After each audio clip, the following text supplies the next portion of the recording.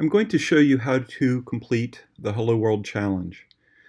To do that, we're going to have to use Git and GitHub. So I've logged into my GitHub account. Because we're using Git and GitHub, I'm going to follow the instructions that are part of the Git and GitHub using command line document, which is provided on Canvas. And then here are the requirements for the challenge that I'm also going to follow. So the first thing that I need to do is look at what the GitHub process is going to be. And the first thing that we need to do, it says create a local project directory. Git won't manage empty directories, and we want to put our Xcode project in the directory that Xcode creates when we create the project. So in order to have a project directory to work with in Git and GitHub, I'm going to launch Xcode and click on Create a new Xcode project.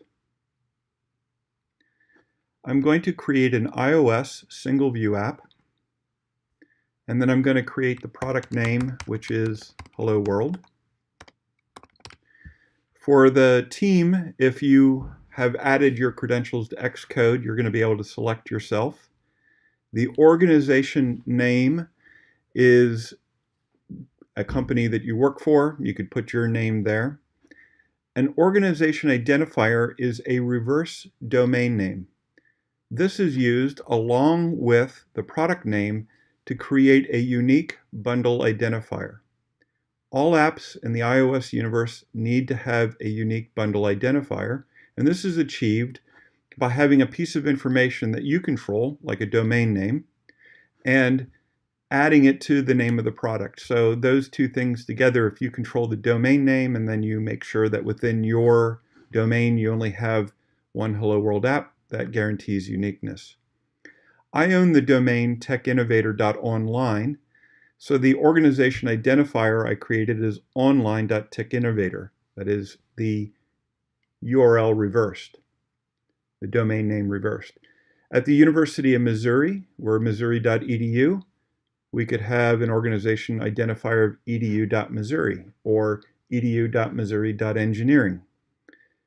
For right now, it really doesn't matter too much what you put in there, but maybe edu.missouri if you don't know anything else to put in there.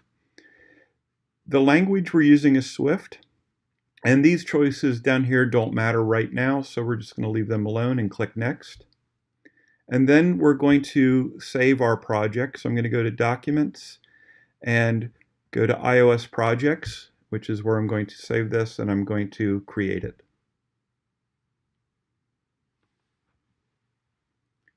Now, if I want to go look at where that directory is, and also if I want to utilize the Git commands and do so at the command line, I'm going to need to launch the terminal. Now I have the terminal already down here on the bar. If I need to find the terminal, I go to Applications, Utilities, and then here is Terminal. And if you want to, you could drag and drop it out here so that it is on the bar at the bottom and you can access it any time. So I open up the terminal and I'm taken to my home account, Dale account, and if I type pwd, that's print working directory, I'm in /users/Dale. If I go to Documents, I can use CD to do that. And do an ls, we see we have lots of documents, or at least folders for those documents. And then I could CD to iOS projects. Now, you'll notice what I did here is I typed iOS as it's shown there, and then I hit Tab, and it notated it so that the space would be accepted. I can also do the following, change directory iOS projects, and do so in quotes, and it will change that directory. So I do an ls once I'm in that directory, and there is Hello World. And if I cd to Hello World, quotes around it because there's a space in it, and I do an ls, here are the parts of the Xcode project. So this is the base Xcode project. We have a directory, we have some files in the directory. so we can begin the Git process. So it says create a directory. The directory can be created by an IDE, which is what we just did.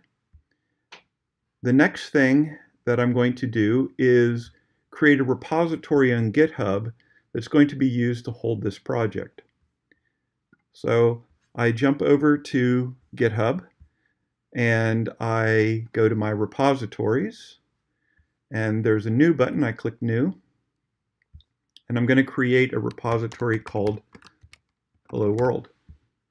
And in the description I can put demonstration of Hello World challenge. I'm going to make this a public repository. When you submit your work on Canvas, it needs to be in a public repository so we can access it. I'm going to initialize it with a README that's going to create a readme.md or markdown file. That's a great place for putting descriptions and documentation about your project. And then we're going to add a gitignore. And I'm looking specifically for a .gitignore that is written for Swift. Now, a gitignore tells Git what files to ignore when managing the repository. Not all files are files that we want to manage. For example, on Macs, we have this .ds_store that is created to help manage what we see when we're moving around within files and folders. And it's different for everybody depending on how they have their files and folders arranged. And if that gets moved around, it can conflict. So we wouldn't want to manage a .ds store. We also don't want to manage like the products of the compilation. So some people maybe smarter than I knew what all need to be excluded and created a Swift gitignore. Now after we create it, we're actually going to modify it because there is one thing missing, and that is to ignore the .ds stores. So I'm going to say create repository. And we see we have a readme.md, and down here is an HTML representation of what is in that markdown. And then we have the gitignore. And if I select the gitignore, we see a list of all the files and directories that are to be ignored. I am going to modify this, so I hit the little pencil, go down to the other section. It really doesn't matter where it is, but I tend to always put this in other. And I put here .ds_store. Now I need to save this. We don't actually save in Git, we commit. So before making the commit, we have to come up with a commit message. Commit messages are maintained, so when we want to go back and see why a commit happened or who made a commit, we have that information. So the changes, we are going to put here that we added .dsstore to .gitignore. Commit directly to the master branch. We're going to say yes to doing that. And we see that our .dsstore is there. We can leave this and we can come back to the gitignore and we see that it's still there. So we have our base repository among our repositories here, and again I can click on repositories. There it is at the top because it's the newest, Hello World. And associated with this repository is this clone or download green button that says within it clone with HTTPS. This URL right here is the clone with HTTPS URL. And it's this URL that we're going to use to identify the repository to Git. So while I'm here, I'm going to copy it. You can hit this little button, or you can click in here and highlight it and use Command C to copy it. So I have it copied. So we have our repository. We dealt with the gitignore issue, which you can read a little more about there. Now the next thing we need to do is initialize Git in this local directory. So I'm going to come back to terminal. Here I am, and I can use ls-al to do a kind of a vertical listing with all of the attributes on the file shown. It's in this directory that is my project, and this is the directory that I want to bring under Git control. So I want to initialize this, so I'm going to do a git init. Then I need to stage a commit. I need to say what files should be included in the commit. So I'm going to say git add, and then dot means all of them. It's like a wildcard. And then finally, I'm going to do my first commit on this side. I did a commit when I was on GitHub, when I changed the git ignore. Here I'm going to do a commit of the files, so of all of them. So a commit is like saving your place in a game so you can come back to it again. It saves the state of how things are, the contents of the files. And we could roll back to this point in time, or we could go back and look at this point in time. So the next thing is the commit. So I'm going to say git commit. And I'm going to commit with a message, just like we did it with a message online, except I need to supply the message here on the command line. And I'm going to put in here that this is my first commit of this new project. So we have now done our commit, and locally at least, we have remembered this state for the application that was created when we created a new project in Xcode. So the next thing is we need to create a remote for the local repository. The remote is just an alias to a URL so that we don't have to type that URL over and over again. So we're going to type git remote add origin. Now origin is the alias. That's the name we're coming up with that we're going to use to identify this clone with HTTPS URL. Why origin? Historical reasons. That has been what's been used for kind of the name of your repository remotely. We call it origin. It doesn't have to be named origin, and there are even times when you could have a project with multiple repositories involved, and then in that case you'd want to have different names for the different repositories. But we're going to call it origin, and then I'm going to paste, that's Command V, that URL that I had copied from the GitHub website. And if you hadn't copied it, go over there, get it, come back, and you would paste it here. So now origin is defined, and we're going to be able to use origin to mean that hello world Git repository.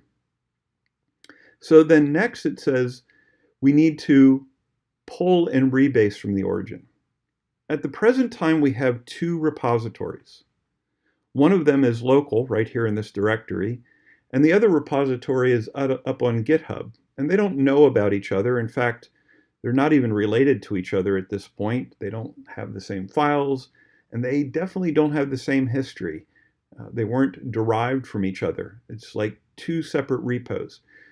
So what we want to do is take the files that are in the GitHub repo and pull them down, bring them down, and add them to the files that we have in this local repo. And the way you do that is with a pull. You could say git pull, and you're going to have to specify which repo and which branch you want to pull from that repo, which I'll talk about in a moment. But we want to pull, but because these repos don't have a common history, that pull will be rejected. And I'm gonna show you. I'm going to just put here, you shouldn't do this. You should do what's in the document, but I'm going to show you this doesn't work. If I just say git pull origin master, it says refusing to merge unrelated histories. So it won't let us do this. We need to indicate that we want it to happen, and that will happen if we put -- rebase in there. So we're going to say git pull -- rebase origin master. So let me go through those one at a time. Git is this command line tool we're using. It's a program. Pull is what we want to do. We want to pull from this remote repository. -- rebase is a flag for us to say, yeah, I realize that they're not the same repo. and they have unrelated histories. Do what you need to do to bring them together. Origin, it is the clone with HTTPS URL alias, so it knows where the remote repository is. And then repositories have branches, and this allows one to kind of simultaneously work on a common set of code. Different people say working on different pieces of code on different branches, and then you have this ability to take the work that's done in a branch and bring it back into the working app. And we always refer to the master branch as the working branch. It's the branch where we expect to see the working application.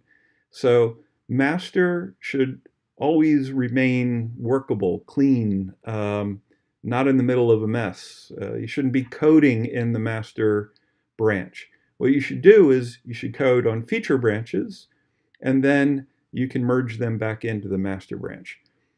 So right now we really only have the master branch. We have the master branch on GitHub, and we have the master branch here on the local repository, because those branches are automatically created when the git init occurs, or we create the repo out on GitHub. So I'm going to do that poll, and it says that it has done it. But then back here it says the workspace or file at, and then it gave the path to my project, has been modified by another application. Do you want to keep the Xcode version or revert to the version on disk? I'm going to say revert. I want it to use what has been kind of brought together here. So I'm now back at the command line, and if I do an ls-al, we see not only do we have the kind of project files that we have, but we have the readme.md, the markdown from GitHub, and we have the .gitignore that we created on GitHub by selecting a pre-existing gitignore and then editing it. And that .git is a directory. Let's take a look at that a second. And in it is a combination of directories that hold all of the pieces of the Git repo. So this is where all the magic happens. If you ever wanted to remove Git control from a project, all you have to do is delete the .git directory, and presumably to the .gitignore, and then Git no longer manages that directory. So the next thing is we have to deal with the fact that gitignore was not in place when we initialized the Git repository. When we did that first commit, so we did a git add dot to stage it, and then the git commit to do the commit, files that we may not want managed may be managed because there was no gitignore in the place to say ignore certain files. So we need to apply the .gitignore to the local context so that Git is only managing the files that we want to have managed. The way that we do that is by telling Git to forget the files that it's managing, and then do another staging of everything and commit while the gitignore is there, so that it is only bringing under Git management the things that gitignore says should be managed. So I'm going to follow the set of lines under apply gitignore to local and remote repositories. So we're going to type git rm-r-cached dot. So git, the command we're running at the command line, rm, remove, -r, recursively, --cached, flag saying the things that have been remembered, the cached things, and the dot saying all of it. We're not looking at any specific files, any of the files that are managed. So we see the result. We see all these RMs next to the things that have been removed from management. It might be scary looking because you might think, oh, it's deleting those things. No, it's not deleting them from your project. Your files and folders are still there. So the next step is to do the staging, git add dot, and then do the commit. Git commit -m for the message that we're going to supply, and then in quotes we're going to say applied git ignore.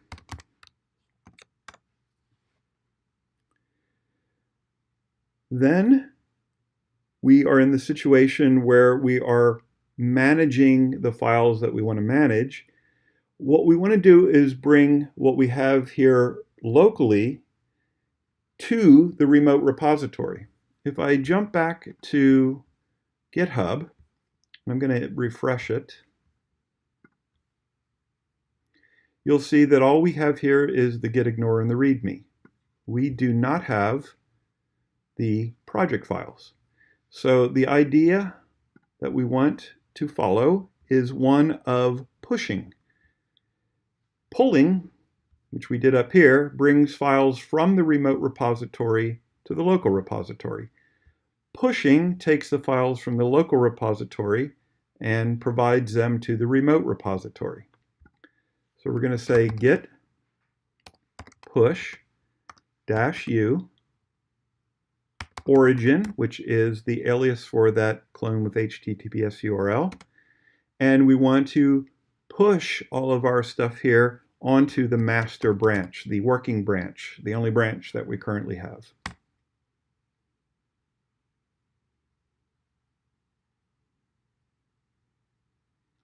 It's done. Go back to GitHub, refresh, and we see that the files now for our project are there. And the next step says, create and check out a branch to create a feature. So we're about to begin programming our Hello World challenge. And in this Hello World challenge, we want to basically create a user interface with a label and a button, actually two buttons. One button says hello, one button says clear. When we tap the hello button, the words hello world exclamation point appear in the label. If we tap the clear button, it clears the label.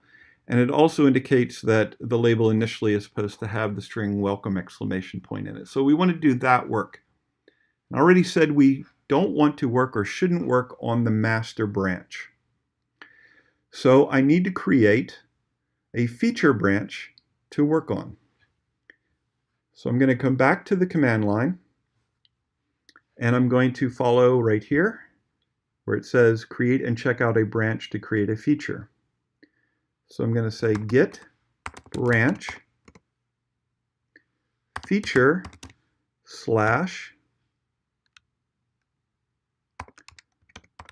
hello world.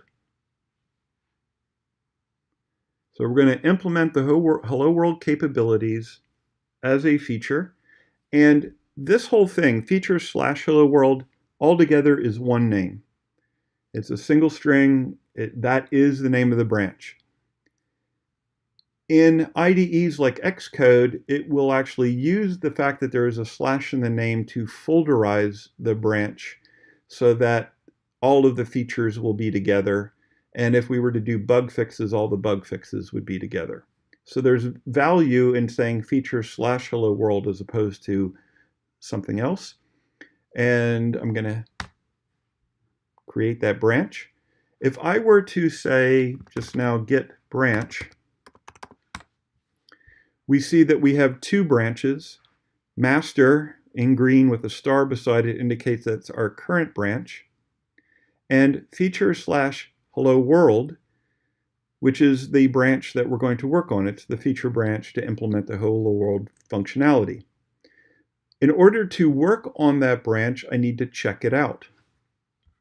So we're going to say git checkout feature / hello world. And we've switched to that branch. And if I say again, like I did before, git branch, we can see that we still have our 2 branches, but we're now in the feature hello world branch. At this point, this is where we do the development. We're going to do the work for this branch. We should frequently save our state, that is, make commits. And to do commits, we say git add dot to stage it, say all the files that we want to add, or all of them, dot, except for the ones that git ignore. And then we're going to do the commit with a message. And then to make sure that our local repository and our remote repo are in sync with each other, we're going to push our work. And we're going to do this repeatedly. And then when we're done, we're going to take the work that is in the feature branch, bring it back into the master branch, and we have our working completed application. So I'm going to switch over to Xcode. And you'll see on the left side of Xcode, there is a list of folders and files. This is our project, the items in the project. So there's our storyboard, which is our UI layout. Here's a view controller file. Here's another file that's the app delegate. So these are the files and folders that are part of the project. Above it, you'll see that there is a set of icons, and you should look through these. So interestingly, when I switch to the second icon initially, the Xcode had not updated itself to show the current repo. So I closed Xcode, reopened it, and then it reappeared here. So the second icon over, if you put your mouse over it, is the source control navigator. And this shows us here that we are working on the Hello World repo. We're in feature Hello World, which is the feature branch. Down here in branches, you see we have a folder for feature, and inside of it is Hello World. And below that, we see we also have the master branch. And you're able to move between branches here. Right now, though, I want you using the command line. We're going to do all of the Git management for now at the command line. So I just wanted you to see this, though. This is the kind of Git tab, and it does show us that we're in feature Hello World. And we'll come back and look at this when we switch back to master. So now I'm ready to do my programming. And to kind of get my head around Xcode, first I want to look at how to manage my environment. In the top right, we have the ability to expose and hide parts of the UI. So make sure you're aware of these. You often will want to close things because you don't have enough room on your monitor to see everything you want to work on. Also, if something disappears, you want to know how to get it back. And anytime you see an icon that is a box with a bar in it, it is used to hide and expose some part of the user interface. So on the left side, we have our project navigator. On the right side, we have information about the thing that we're working on. At the bottom, we have a terminal output window, and down here is a debug area. So the first thing we're going to do to complete the Hello World project is create our user interface. So I need a label, and let's just double check the spec here. It says place a label 20 points down from the top safe area and centered horizontally, and its initial content is welcome. So up here is an icon that says library. If you click on it, it brings up a library of objects. If you click here in the corner or in the middle, no, let's see, there. If we click and hold, there is a media library option and an objects library option. So what we want are the object library option items. So I'm going to look for a label in my library. I grab a label and I'm going to drag it out and place it, and I can kind of drag and drop it anywhere I want to, because in order for this object to have a place in the UI, we need to create an auto layout constraint. Constraints dictate where the UI objects are going to be.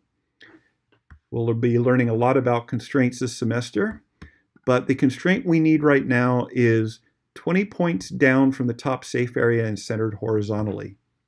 So to add those constraints, I'm going to click in the object, put my mouse over the label so a little hand appears, hold the control key down, click and drag diagonally. And when I get the pop-up, you'll see we have things like leading space to safe area, top space to safe area, trailing space to safe area, bottom space, center horizontally, center vertically. If I were to control click drag straight up, you'll notice that the list contains a different set of things. And if I were to control click drag horizontally, it's potentially different as well. So the reason I'm doing diagonally is I'm interested in both vertical and horizontal items. And by doing it diagonally, I'm going to get both of those. I want to make two selections. I want to do top space to safe area, and I also want to do center horizontally in safe area. To make two selections, you need to hold the shift key down for the first one so the dialog won't go away. So I hold the shift key down, and I'm going to select top space to safe area and center horizontally in safe area. And then I can click outside of it. So this line right here represents one of the constraints, and it is the distance from the top. The number that's in there is how many points down from the top, and according to the requirements, we want it to be 20, so I'm going to make it 20 and hit enter. You'll notice the label moves up to the top.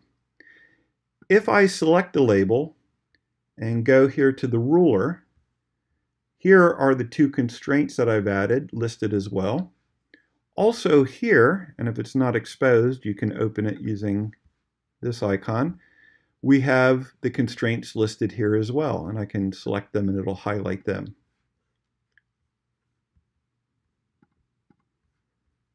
So if I wanted to edit the distance to the top, I could hit edit here and type a number in there. I could also double click and it'll bring up an editor, and I can change the number here as well.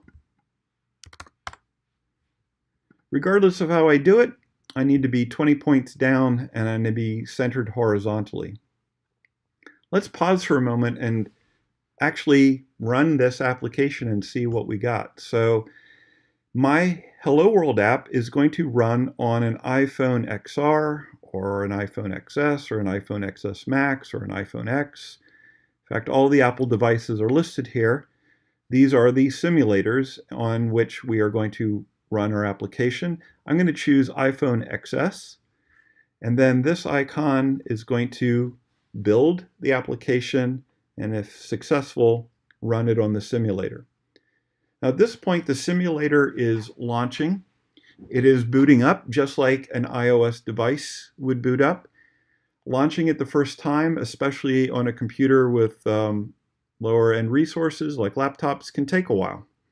So what you don't want to do is keep on quitting the simulator. You just want to leave the simulator up and keep on launching apps into it. So here we have the label that we placed here. It's at the top.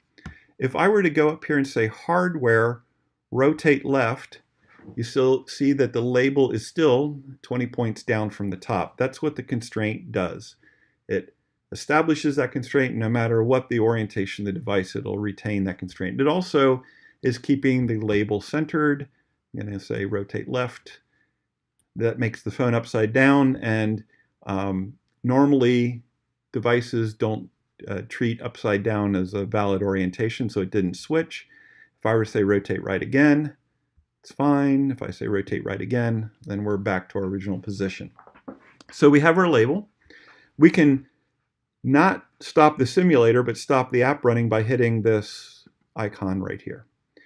So the next thing that we need is a button that says hello. So we go to our object library, we look for a button, We drag the button out and place it below the label. It says 10 points below the label and centered on it.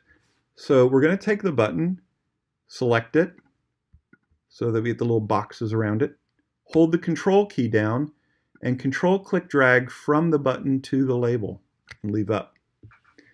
Now we're going to make our selections, and they're going to be relative to the label. So the button is getting constraints relative to the label. We're going to make two constraint choices again. So I'm going to hold the shift key down and select vertical spacing and center horizontally and click outside. So we now have our button, and that button is supposed to say hello. Two ways we can do that, at least here in Interface Builder, we can also do it in code, is to double click on it. We can type hello there. Or if we select the button and then go here in this right panel and inspect the button, and I'm going to hover the mouse here so it does a little pop-up. It's the Attributes Inspector. We see the word hello here, and we can change it here in the Attributes Inspector.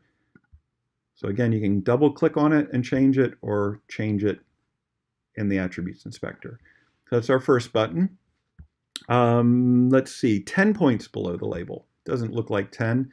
So we're going to find that line and double click on it and change it to 10. And then the next button is going to say clear and be 10 points below that centered. So I'm going to drag a button out, control click drag from that button to the one above it, hold the shift key, vertical spacing, center horizontally, click outside. And this is going to say clear. So I'm going to click on the button, type clear. And we now have our two buttons. So that is the user interface, with the exception that the initial content of the label is to be welcome exclamation point. And we are able to set that here in Interface Builder. We could also set it in code, but we're going to do it in Interface Builder. So I'm going to double click on the label, just like I did on the button, and I can put welcome exclamation point here. You'll also see that welcome exclamation point is over here in the Attributes Inspector. So that's my user interface. I've done some coding for a while. I've finished this piece. I think I should make a commit. So over here it says perform development for the feature, and then during the development, commits pushes should frequently be made to track the code changes and save the changes to remote. So I'm going to open up my terminal, and I'm going to say git add dot, and then I'm going to say git commit -m implemented UI.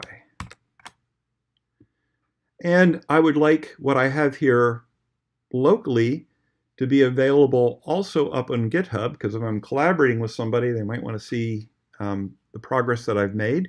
So I'm going to do git push -u. Origin is that alias for the clone with HTTP US or URL. And then which branch are we pushing, and where are we pushing it to? We're pushing it on the feature branch. That is Hello World.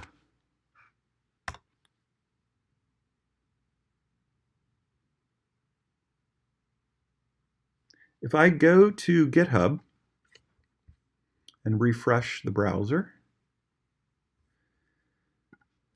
you'll see that we have two branches, master and feature Hello World, and I can even switch to feature Hello World right here in the GitHub UI, and I can switch back to master. So the commits that have been made are listed here. We can see the work that we've been doing. So let's now go back and continue our development work.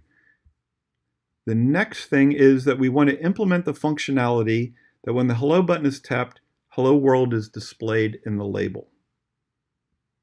So I come back to Xcode, and I need a way to write some code that will respond to the tap on the hello button. This thing is a view controller. If if I click at the top here and then on this icon, which if I put my mouse over it again will show what it is, the identity inspector, it shows that this view controller is using the class view controller as its code file. And over here is that code file. Now here's the thing about this file. View controller is a super generic name that is virtually meaningless. All it tells me is I have a view controller. In real-world development, things need to be named for what they are and what they do. Otherwise, nobody will know how to look around in your code and figure things out. So we're not going to use this view controller that Apple provided when we created a new Xcode project. We are going to delete it and create a different one that is named appropriately. So I'm just going to go Control, click on it to select. So what I did is I selected it, hold the Control key down, and then clicked. And then I'm going to say delete. And I don't want to just remove the reference. Removing the reference means it stays in the project, but it's not listed in the files in Xcode. It's still there in the directory. I literally want to move it to the trash. And there it went, and there it is in the trash. It's gone. Then what I want to do is create a new view controller. So I'm going to Control click, new file. And these UI pieces are part of a library that Apple supplies called Cocoa Touch. So we are going to create an iOS Cocoa Touch class, hit next, and it's going to be a subclass of UI view controller. Now that may not already be there. If it's not, you can select it or you can begin typing UI view controller. And then we're going to come up with the name for our view controller. And this is where the descriptive part gets added. This is the Hello World view controller. Hit next. We're inside the Hello World project. Here are all the files and folders. We're going to say create. So now we have a Hello World view controller. That file appeared here. You'll also notice it shows an R here because these little symbols mean that the Git management knows that something has changed about this project. We'll look at those things more later, but if you're wondering why are these letters here, it's Git indicating to us something about the state of the management of the repo. This can be dragged around if you want. Where it is in this kind of list of files is up to you, so you can move it around. We're going to go back to the main storyboard. Select the view controller and go here to the identity inspector. And instead of view controller as the class, it is now going to be Hello World view controller. And I only had to type like H and it already knew it should be Hello World view controller. Why? Because it knows this object I'm working in is a UI view controller and there's only one that begins with the letter H in all my list of files that is a UI view controller, and that's the Hello World view controller. So it knew to populate that. So I can hit enter, and now that has associated this thing that I'm building in Interface Builder with that code file. Now I need to connect them and write some code in terms of creating these things called IB outlets, which are variables to objects, and IB actions, which are functions that respond to events. To do that, I'm going to select this icon right here, which is the assistant editor. It creates this double window thing in the middle. To see what's going on, I can kind of drag this more open. If you can get all the pieces in view, that's great. If you can't, we could always shut that left panel, which gives us a little more room to work with. We could even shut this right panel, which gives us even more room to work with. What we need is for the user interface to be beside its associated code file, the class associated with this object. So the first thing that I'm going to do is create an IB outlet. An IB outlet is a variable to an object. It lets us access that object and manipulate it. So I'm going to select the label by clicking on it. I'm going to hold the Control key down and I'm going to drag into this class. And I want to be inside the class, not inside any of the functions, even though it might let you do it. I want to be right inside the class because this is going to be a property of the class, a variable that's part of this, an instance of this object. So I'm going to leave up, and it says you're trying to create an outlet, and there are other options in this list. You can create an outlet for a UI label, and we need a name for it. And so I'm going to say message label. And it has created an IB outlet to the message label. This little dot here shows that it's connected. When I put my mouse over it, you'll see the highlighting of it over here in Interface Builder. What's important right now is that this message label variable is of type UI label. The reference to week, the reference to the exclamation point, the @ sign, IB outlet is more information coming, but right now we know that we can use message label to refer to this object.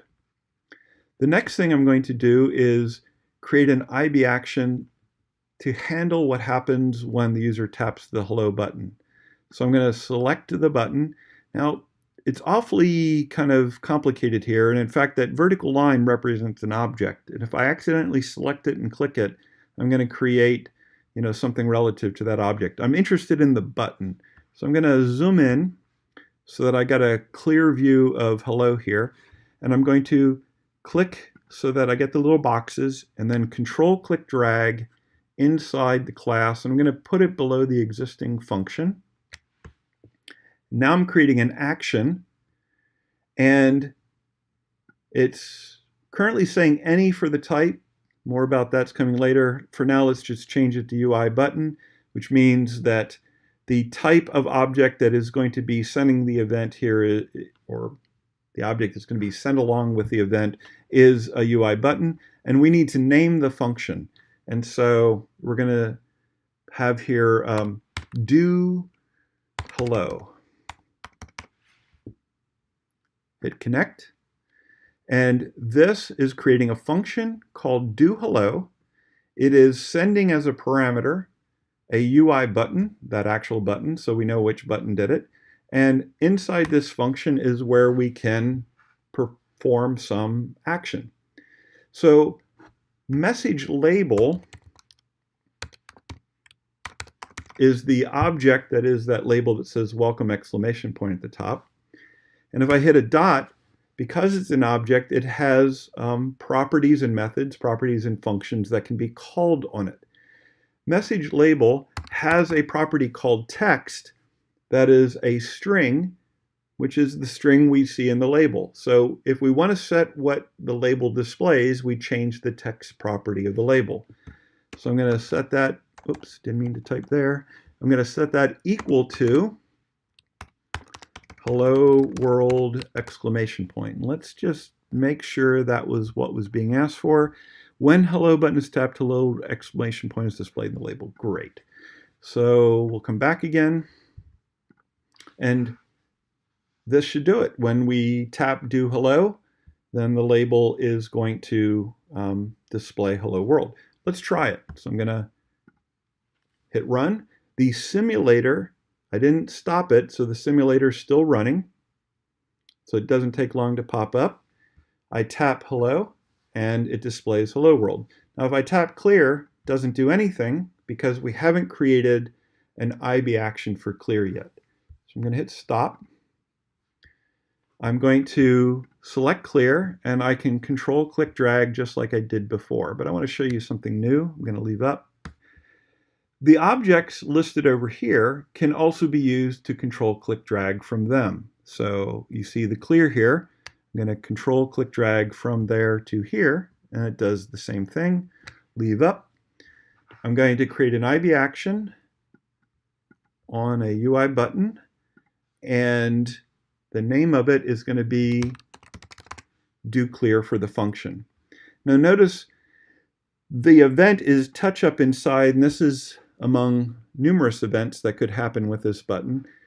Touch up inside is the standard event for tapping on something on the screen. That is, you put your finger on it, you touched it, and then you lifted it while you're inside the object, still hovering over it, so to speak, if it were a mouse. So touch up inside is definitely what we want.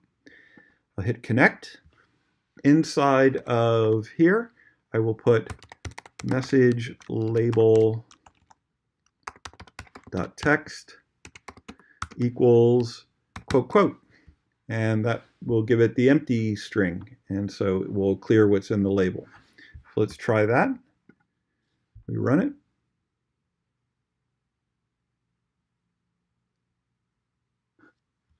Tap hello, it says hello world, tap clear, goes away, tap hello, get hello world again. If we rotate the device, still works. We rotate back again, still works. So we, I believe, have what the requirements stated. We've created the buttons, the UI. When we tap them, they do the things we want. So now it says that we need to submit the clone with HTTPS URL for the repo, but we're not done yet. We have been working on a particular branch. What branch is that? The feature branch. We come back again here to this repo tab. You can see the current branch is feature hello world. And when I go check your work, I'm not going to be looking down in the branches. I'm going to be looking at master, the final, what you want to present to the world working app. So we need to do a little more GitHub work. So I'm going to come back here to the terminal, go to the GitHub doc, and it says, well, we should do commits because we haven't committed the work that we've done yet in this feature branch. So we're going to say git add dot git commit -m with a message, and we're going to say implemented actions. That works. And then we need to push it. So it is available to us on GitHub. So we're going to say git push -u origin, and then we're still working in, and we need to update on the remote repo this feature branch, which is feature hello world.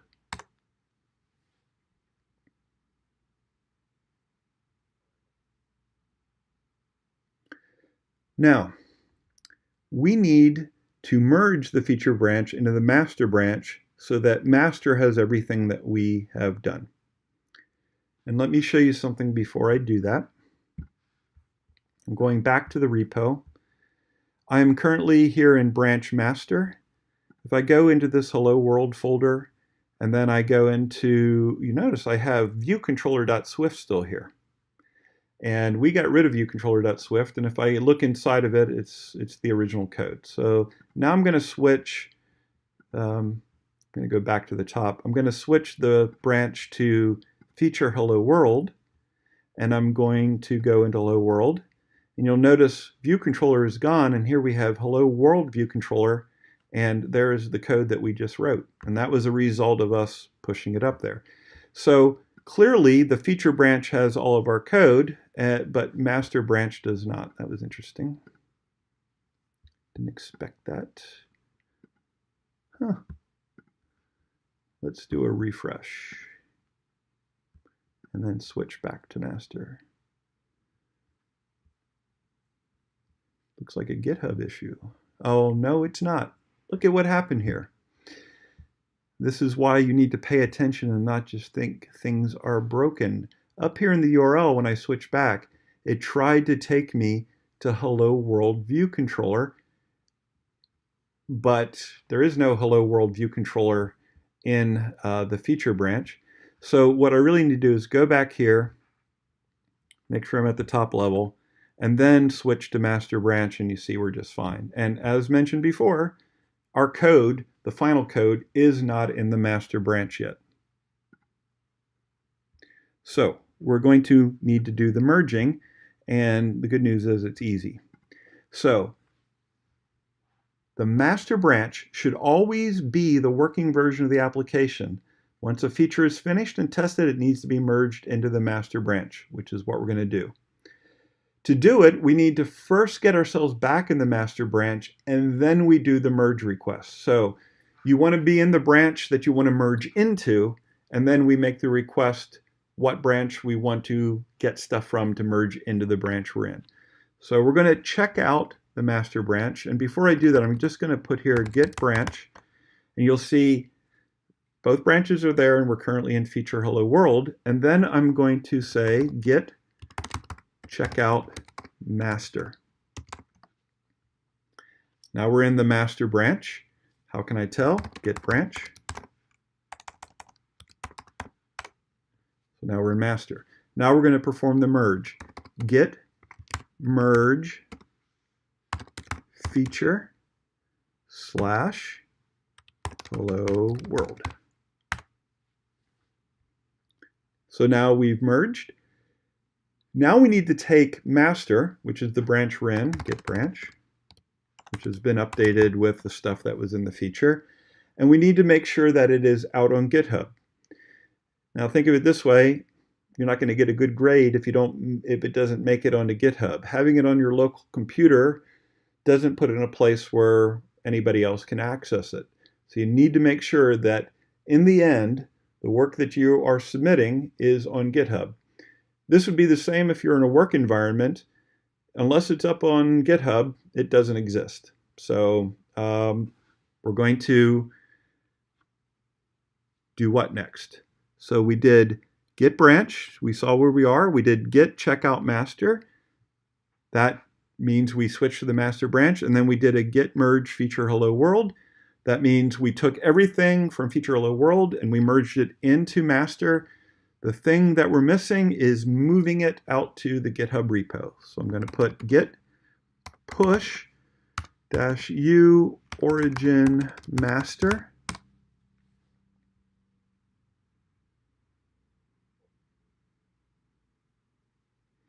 And it's done. If we come back here and I'm going to refresh, I'm going to switch to master. I'm going to see that I have hello world view controller here. I can go inside. So, and if I go into hello world view controller while I'm in master, all of the code that I just wrote is still there. So what I have is up on GitHub, and now I could go to the repo, get this URL, and that is the URL that needs to be submitted for the assignment. To verify that this all worked, I am going to do a little test. So I'm going to stop my simulator and I'm going to close this Xcode project. I'm going to open up the terminal. If I type ls, if you do cd, you go to your home directory. So I'm in my case, Dale. If I say print working directory, I'm in users Dale. I'm going to switch to the desktop, cd desktop. So here I'm on the desktop. Now I want to get this repo and verify that in fact it worked the way I expected it to. So when you want to get a repo and kind of bring it all down, we don't use pull. Pull is what we do when we want to just take the files and bring them from that remote repo into the same repo locally. What we want to do is clone the repo. So we're going to say git clone, and then we're going to supply it with the URL of what it is that we want to clone. That is the clone with HTTPS URL. And this is exactly what I'm going to do to get your work to see that you've done it. So once I've done that, it has pulled it down. If I do an ls, we see that we have a hello world, hello-world directory. Inside of it is the files and folders. I'm going to move this stuff out of the way. Find hello-world, launch it, run it.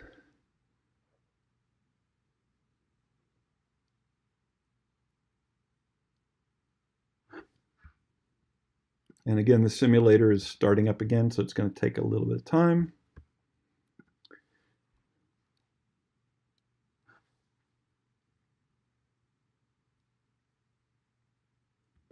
And there is the working app that was pulled down from GitHub. So from the standpoint of the assignment, once you submit the clone with HTTPS URL, you're done.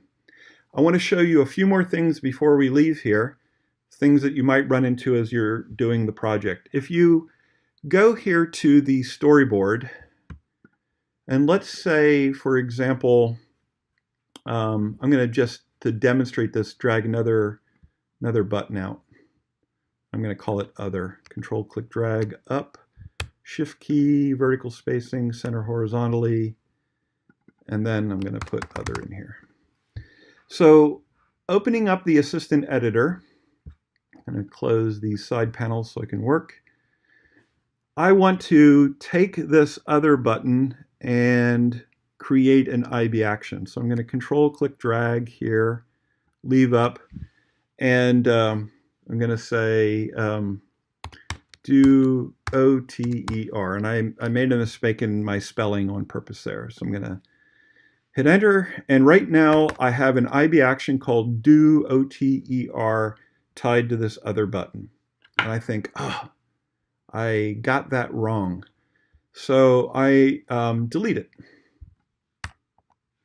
And then I Control click drag again into here, and I say do Other, spelled correctly this time. Now when I click on the button here and hold the Control key down, this pop-up shows up, and it shows me the connections that have been made to this object. And currently, touch up inside, there are two handlers on it, do OTER and do Other. That means even though I deleted the code in Xcode, the connection in Interface Builder, the reference to that function is not gone. And that can cause the application to crash. And because it's hidden in here, you might not have any idea why your app is crashing because you didn't know this was here. So I'm showing you. You can't just delete the code and then not worry about the connection. So if I want to get rid of this connection, I hit this little X here. If I want to get rid of the connection to the code I have right now, I can hit this X. And right now, this do Other is not connected to this button, and I visually can tell because of this circle right here. One thing I can do is I can go in that circle with the X and drag it over here and drop it on it, and now they are connected. So the connections can be broken and remade using that little circle. But the biggest, most important thing is you can't just delete this code and then expect that the connection is gone. You must separately delete that connection. And the same thing would be true of an IB outlet. I'm going to Control click drag up here. It can tell because of the context and where I place it, it wants an outlet. I could choose an action, but let's say I want an outlet. And it's going to be the Other button. And then if I were to delete that outlet, and Control click here, you see that there is still a referencing outlet called Other button here. And so if I delete the code, I must also delete the connection. So have a hand at it. Try to create the Hello World project and manage it with Git and GitHub. The only real way to learn this stuff is to practice.